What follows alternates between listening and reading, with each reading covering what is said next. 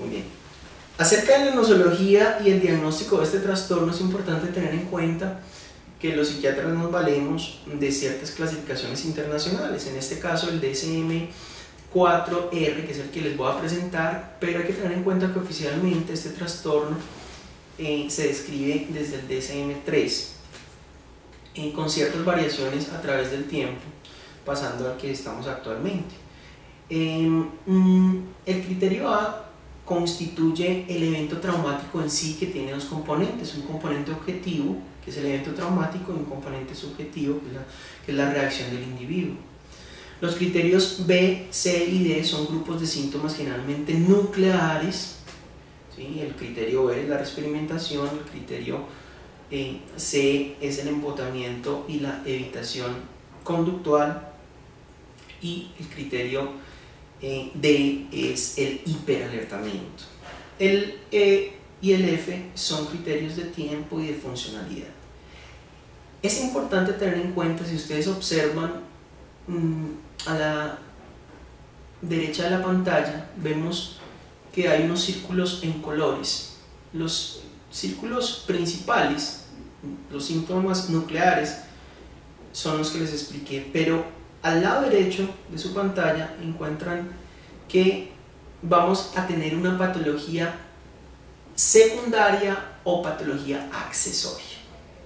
Me quiero detener un poquito acá porque después vamos a ver que la fenomenología del niño va a incluir ¿qué? Conductas exteriorizantes, patología internalizante, conductas adictivas, conductas suicidas y trastornos de somatización.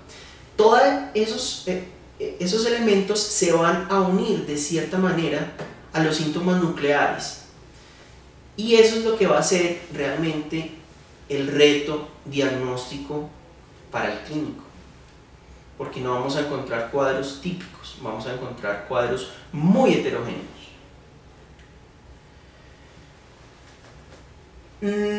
Teniendo en cuenta que las clasificaciones actuales no tienen en cuenta ciertos factores muy importantes, como la edad del individuo, la etapa del psicodesarrollo del individuo y los síntomas subumbrales, ¿sí?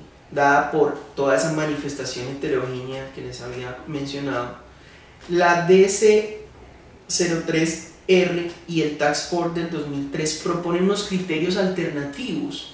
Estos criterios alternativos buscan identificar a los niños y diagnosticarlos de una manera más válida y más fiable para que las intervenciones sean más precoces. Proponen una definición de criterio A distinta. Normalmente en los adultos el criterio A es el evento traumático, que se percibe como un peligro, como una amenaza, ya sea para la integridad de uno mismo o para los demás, en que el individuo se expone directa o indirectamente a él y reacciona de una manera, digamos, de desesperanza, de indefensión, de horror, de culpa o de vergüenza. Pero en los primeros 3 a 5 años de los niños, el criterio A es muy significativo según las figuras de apego. Entonces, lo que propone el DC-03R es que el evento traumático esté más enfocado a la figura de apego del niño. Reducir los síntomas del criterio B, C y D, B1, C1 y D1, porque intentando reducir los síntomas subjetivos y ampliar las conductas objetivas, lo que percibimos más del niño. También la aparición de nuevos temores o nuevos síntomas. Esto nos va a dar una mayor sensibilidad y especificidad acerca del diagnóstico, así como la validez y la predicción. El Task Force del 2003 propone disminuir los criterios según la fenomenología. Igualmente, disminuir la parte subjetiva por el desarrollo cognitivo del niño y la etapa del psicodesarrollo del niño, aumentar los criterios exteriorizantes, o sea, estar más pendientes de los signos de conducta del niño, y remover la imposibilidad de recuerdo y la sensación del futuro limitado por la misma etapa del psicodesarrollo. Esto es importante porque vamos a ver que estos criterios alternativos van a estar acorde con la psicopatología muy diversa, muy dinámica y muy heterogénea que tienen los niños en su desarrollo. Vamos a hablar rápidamente de cada uno de estos síntomas. Los síntomas de la experimentación están dados por recuerdos que pueden ser pensamientos, imágenes que son recurrentes, son intrusivos y causan mucho malestar en el niño. Alteraciones sensoperceptivas, desde ilusiones, alucinaciones, flashbacks o episodios disociativos breves, o también podemos encontrarlos en sueños que generalmente pueden ser de contenido específico asociado al trauma o de contenido inespecífico, en el que el niño se siente con mucho malestar y, por ejemplo, puede soñar que van a agredir a sus seres queridos, así como también agredir a él mismo. Otras reacciones de experimentación muy importantes son las reacciones psicofisiológicas intensas. Esto es importante tenerlo en cuenta porque este es un trastorno fásico y cíclico. ¿Qué quiere decir fásico y cíclico? Quiere decir que por mecanismos de condicionamiento el individuo, en este caso el niño, va a presentar, cada vez que se expone a un estímulo, ¿sí?, cada vez que experimenta un evento asociado, va a reaccionar de una manera intensa, tanto somática, ¿sí?, como cognitivo-conductual. Vamos a ver que en los niños hay dos tipos importantes de fenómenos diferentes, como son la representación traumática y la recreación traumática. La representación traumática es cuando el niño, a través de los juegos, puede involucrar otros niños, ¿sí?, juega con metralletas, juega con diferentes cosas, juguetes que le recuerdan el evento traumático, o recrea a través de ¿qué? A través de conductas perturbadoras o autolesivas. Normalmente el clínico estaría viendo una conducta perturbadora o autolesiva como tal, pero dentro del pensamiento del niño estaría el fenómeno de reexperimentación. Entonces vemos que es bastante heterogéneo estas manifestaciones. La evitación y el embotamiento emocional. Vimos que la reexperimentación es volver a